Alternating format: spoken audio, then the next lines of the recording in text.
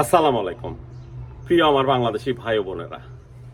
আজকে আসলে আমি নিজেও বুঝতেছি না, আমি তো আসলে ব্লগ করি ইতালির ফ্লুসি বিষয়ে কি আপডেট আসে বিএফএস গ্লোবাল থেকে বা ইটালিয়ান এম্বাসি থেকে বা ইটালিয়ান গভর্নমেন্ট থেকে। যেহেতু গতকাল আন্দোলনকারীদের বলছে যে আজকে একটা তাদের আপডেট আসবে, এই যে আমার পাশে সেই আপডেটটা দেওয়া আছে। তো এই আপডেটটাই কিন্তু আমরা প্রচার করছিলাম যে কিভাবে ভিসা পাওয়া যাবে, বিএফএস গ্লোবাল কিভাবে আপনার ফাইলটা জমা নিবে বা কিভাবে আপনারা ডাকবে, কিভাবে কি করবে, সেইটা নিয়েই আমি কথা বলছি এবং এখনো আমি আপনাদের সেইটাই বলবো যে ইটালিয়ান এম্বাসি যে আমার পাশে আপডেট দিছে, আপডেটে বলা আছে যারা নোলোস্তা নিয়া স্পর্তেলো উনিকো দি ইমিগ্রেসিওনে, মানে অনেক জায়গায় আবার এরকমও আছে স্পর্তেলো উনিকো ইমিগ্রেসিওনে ফ্লুসি, সেখানে শুধু ফ্লুসির কাজ করা হয়, যেমন আছে নাপোলি, যেমন আছে রোম, আরও কোথাও আছে কিনা আমি জানি না। আর ম্যাক্সিমাম সবই স্পর্তেলো উনিকো দি ইমিগ্রেসিওনে, মানে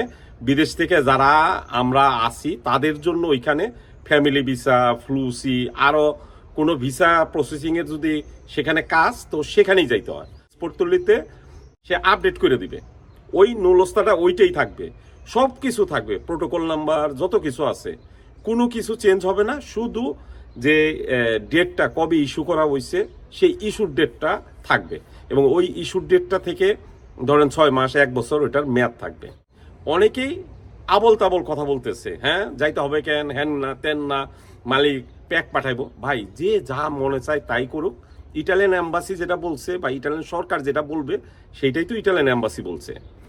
আর বিশেষ করে হলো আমি আজকে বিএফএস গ্লোবালে ফোন দিছি, তো সেখানে জানার চেষ্টা করছি কেন তারা এরকম একটা সিস্টেম চালু করলো। তারা বলল এই নৌলস্তা নিয়ে এই যে স্পর্তলো উনিকেতে নিলে মালিকের আগের বছরের বা এখনকার বর্তমানে হৃদিত্ব কোনো কিছুই চাবে না, নতুন করে কোনো কিছুই চাবে না, ভয়ের কিছু নাই, কোনো কিছুই চাবে না। কিন্তু তারা এই সিস্টেমটা চালু করছিল 3টা কারণে। এক হলো এই যে 70-80% নকল জাল নৌলস্তা আছে, যেগুলোর প্রোটোকল নাম্বার একবারে অবিকল অরিজিনাল নৌলস্তার প্রোটোকল নাম্বার, আর ওই নাম্বারের মধ্যে কোনো তফাৎ নাই। তারা সার্ভারে ওইটা চেষ্টা করেও খুঁজে বাই করতে পারে নাই যে 2 নাম্বার কোনটা অরিজিনাল কোনটা।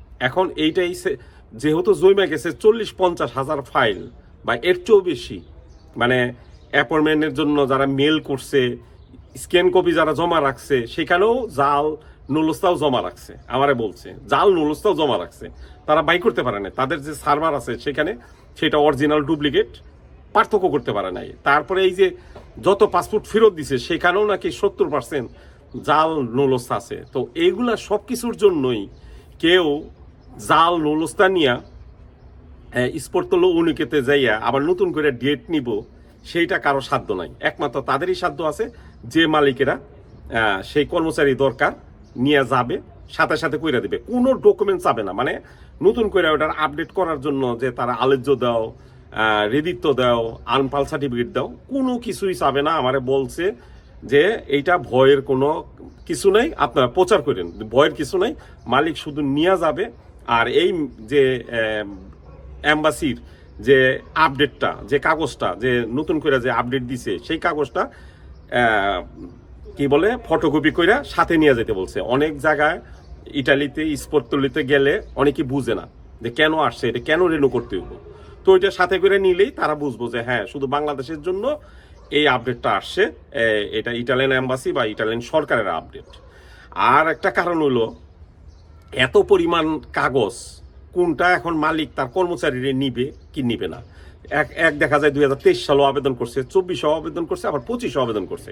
দেখা যায় 2024 সালের মানুষগুলো আইসা পড়ছে, কিন্তু 23-এর গুলা আটকা পড়ে রয়েছে। এখন সেই মানুষগুলো নিবে কি নিবে না মালিক, সেইটার জন্য একটা যাচাই বাছাই হইতেছে। আর 3 নম্বর যাচাই বাছাই হইলো অনেক মালিক আবেদন করছে, মানে প্যাক পাঠাইছে, মেল পাঠাইছে এম্বাসিতে, এখানে দিন উনসা করছে এই দেশে যে এই যে মানুষগুলো আনতেছে আমার ডকুমেন্ট দিয়া বা আমার কাগজ দিয়া যে দুমান্দা করছে, এগুলা আমি নিজে করি নাই, এগুলা তৃতীয় কোনো পক্ষে কোনোভাবে 2 নাম্বারি ভাবে আবেদন মানে কাগজপাতি সংগ্রহ কইরা আবেদন কইরা আমার নাম কইরা তারপরে ইটালিতে লুক আনতেছে, এটা লুক আনার ব্যবসা করতেছে কোনো বাংলাদেশি বা কেউ। তো এখন তো আর ওই মালিক এই কাগজগুলা নিয়ে আপডেট করার জন্য স্পর্তলো উনিকোতে যাবে না। তো এই তিনটা কারণে, বড় বড় তিনটা কারণ। এক হলো তারা এই নৌলস্তাগুলা অরিজিনাল ডুপ্লিকেট সেগুলো আলাদা করতে পারতেছে না। এখন যখন আপডেট হয়ে আসবে, ধরেন যদি 10,000 নৌলস্তা আপডেট হয়ে আসে, ওই 10,000 মানুষ বাংলাদেশ থেকে আসবে। যদি বলছে 20,000 মানুষও যদি আপডেট করে নতুন নৌলস্তা নিয়ে আসে, মানে নতুন খালি ডেট নৌলস্তা সেই আগেরটাই, সেখানে খালি ইস্যুর ডেটটা খালি এই 2025-এর 20,000 মানুষকেই ইটালিয়ান এম্বাসি বা ইটালিয়ান সরকার বলছে ভিসা দিতে। আর যদি কেউই না পারে তাহলে কাউকেই ভিসা দিবে না। তো এই মুহূর্তে যেটা মনে হইতেছে, যারা অরিজিনাল কাগজ মালিক দিয়ে উঠাইছেন, ইনশাল্লাহ সকল মানুষ, ভয়ের কিছু নাই, সবাই সবাই ভিসা পাবেন এবং আপনাদের টেনশনের কিছু নাই। কারণ হলো তারা জাল এবং অরিজিনাল পার্থক্য করার জন্যই এই জিনিসটা মানে হাতে নিছে। বাংলাদেশ থেকে বিএফএস গ্লোবাল এবং ইটালিয়ান এম্বাসি মানে দুইটা প্রতিষ্ঠানই ফেল করছে এই পার্থক্য করার জন্য। মানুষ নিচে চেষ্টা করছে, সার্ভার দিয়ে চেষ্টা করছে, কোনোভাবেই তারা পারে নাই, যেটা বললো। তো ভালো থাকবেন সবাই, দোয়া করবেন, সবার জন্য মঙ্গল কামনা করি, দোয়া করি, কেউ ভুল বুঝবেন না। আর আগামী মাসে নিজের কথা বলি, আগামী মাসে জুন মাসে আমি ফ্রান্সে আসতেছি কিছু কাজে, ব্যক্তিগত কাজে। যদি কেউ যোগাযোগ করতে চান অবশ্যই আমার সাথে যোগাযোগ করবেন। ভালো থাকবেন।